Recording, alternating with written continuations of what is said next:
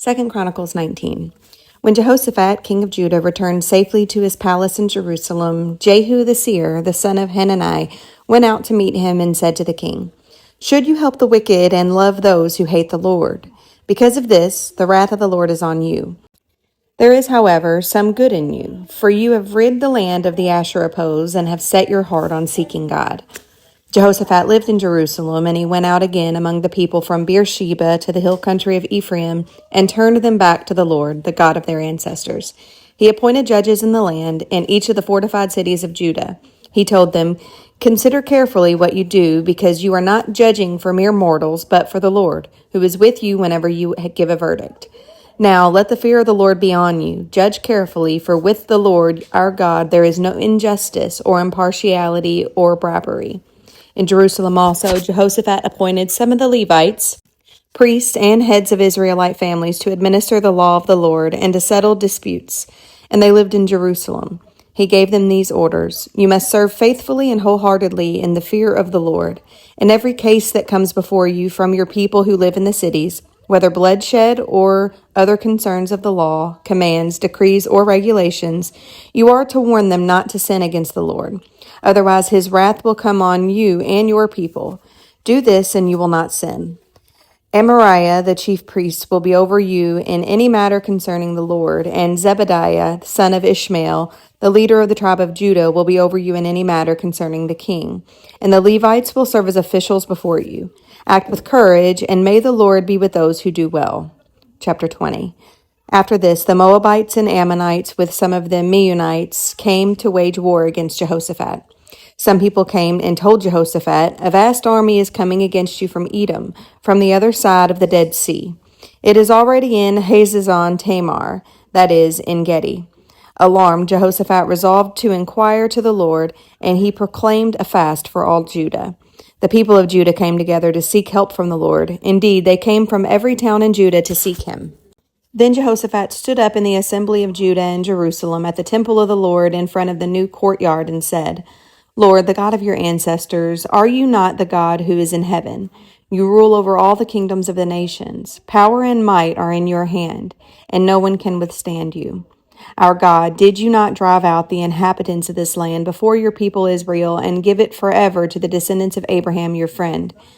They have lived in it and have built in it a sanctuary for your name, saying, 'If calamity comes upon us, whether the sword of judgment or plague or famine, we will stand in your presence before this temple that bears your name and will cry out to you in our distress, and you will hear us and save us.' But now here are men from Ammon, Moab, and Mount Seir, whose territory you would not allow Israel to invade when they came from Egypt. So they turned away from them and did not destroy them. See how they are repaying us by coming to drive us out of the possession you gave us as an inheritance. Our God, will you not judge them? For we have no power to face this vast army that is attacking us. We do not know what to do, but our eyes are on you." All the men of Judah, with their wives and children and little ones, stood there before the Lord.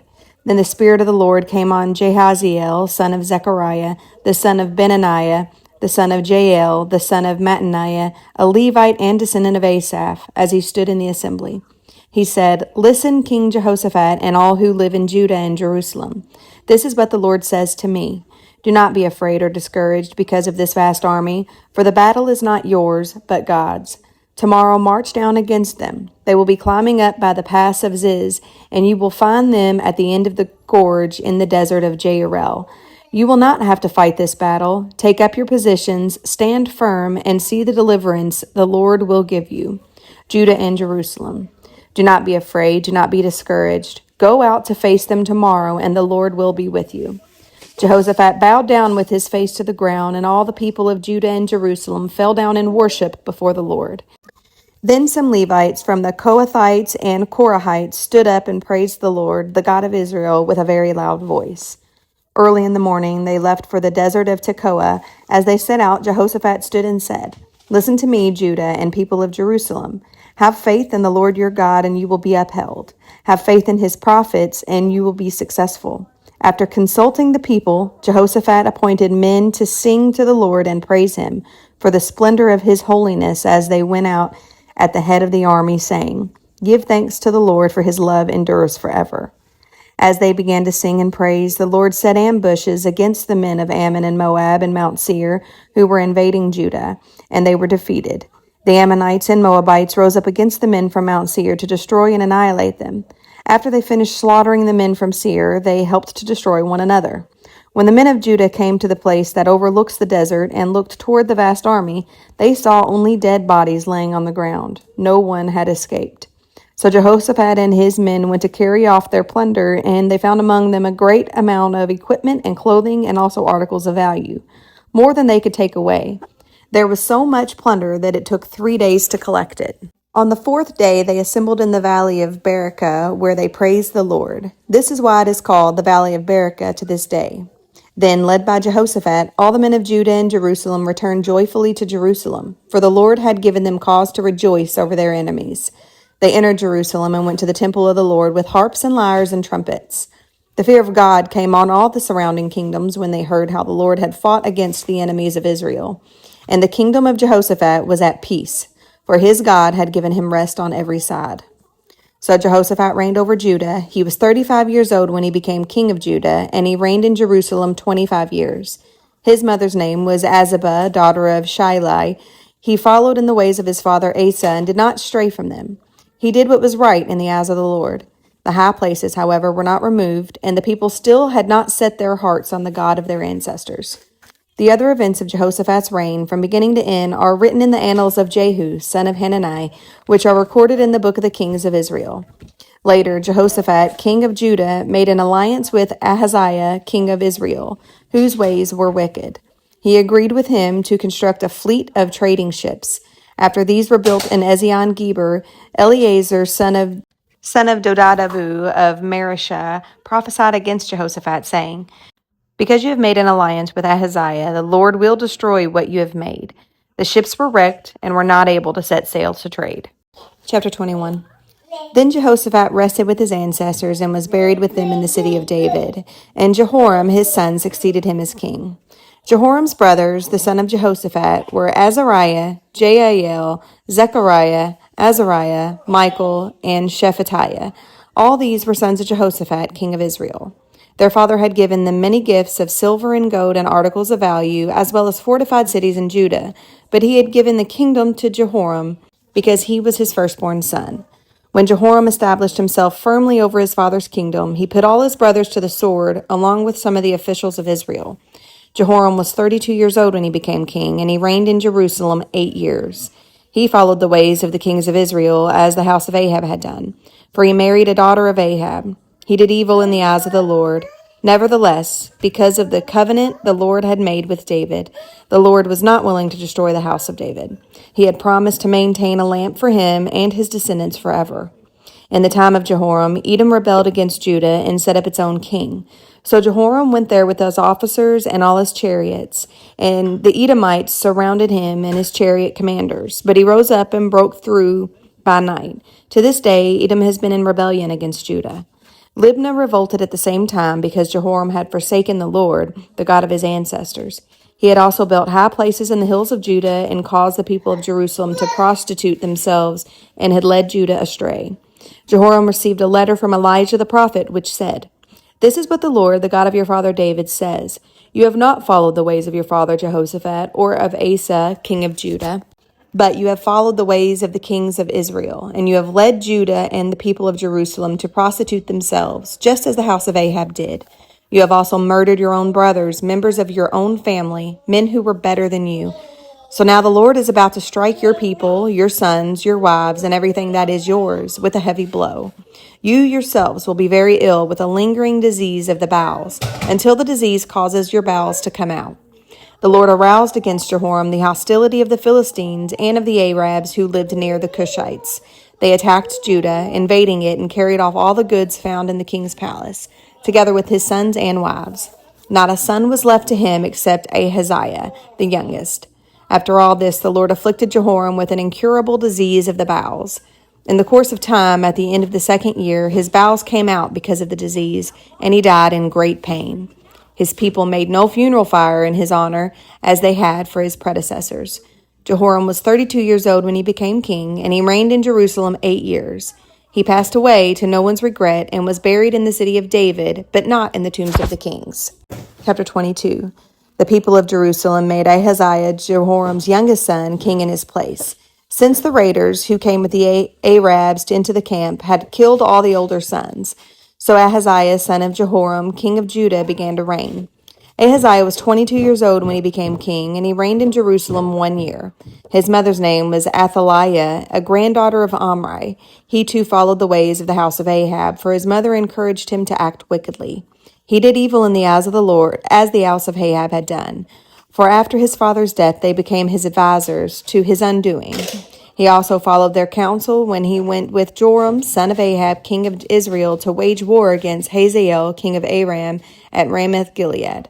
The Arameans wounded Joram, so he returned to Jezreel to recover from the wounds they had inflicted on him at Ramoth in his battle with Hazael, king of Aram. Then Ahaziah, son of Jehoram, king of Judah, went down to Jezreel to see Joram, son of Ahab, because he had been wounded. Through Ahaziah's visit to Joram, God brought about Ahaziah's downfall. When Ahaziah arrived, he went out with Joram to meet Jehu, son of Nimshi, whom the Lord had anointed to destroy the house of Ahab.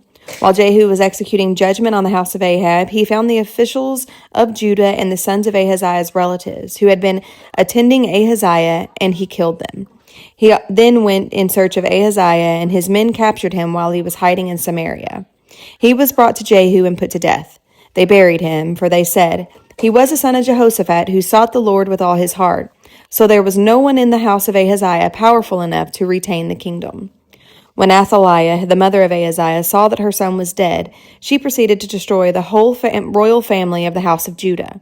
But Jehosheba, the daughter of King Jehoram, took Joash, son of Ahaziah, and stole him away from among the royal princes who were about to be murdered, and put him and his nurse in a bedroom.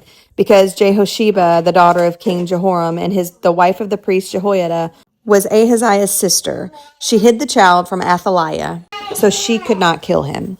He remained hidden with them at the temple of God for 6 years, while Athaliah ruled the land. Chapter 23. In the 7th year of Jehoiada showed his strength. He made a covenant with the commanders of units of 100. Azariah, son of Jehoram, Ishmael, son of Jehonanan, Azariah, son of Obed, Maaseiah, son of Adiah, and Elishaphat, son of Zichri. They went throughout Judah and gathered the Levites and the heads of the Israelite families from all the towns. When they came to Jerusalem, the whole assembly made a covenant with the king of the temple of God. Jehoiada said to them, "The king's son shall reign, as the Lord promised concerning the descendants of David. Now this is what you are to do. A third of you priests and Levites who are going on duty on the Sabbath are to keep watch at the doors. A third of you at the royal palace, and a third at the foundation gate. And all the others are to be in the courtyards of the temple of the Lord. No one is to enter the temple of the Lord except the priests and Levites on duty. They may enter because they are consecrated, but all the others are to observe the Lord's command not to enter. The Levites are to station themselves around the king, each with weapon on hand. Anyone who enters the temple is to be put to death. Stay close to the king wherever he goes." The Levites and all the men of Judah did just as Jehoiada the priest ordered.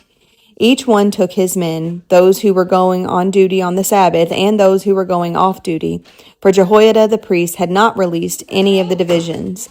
Then he gave the commanders of units of 100 the spears and the large and small shields that had belonged to King David and that were in the temple of God.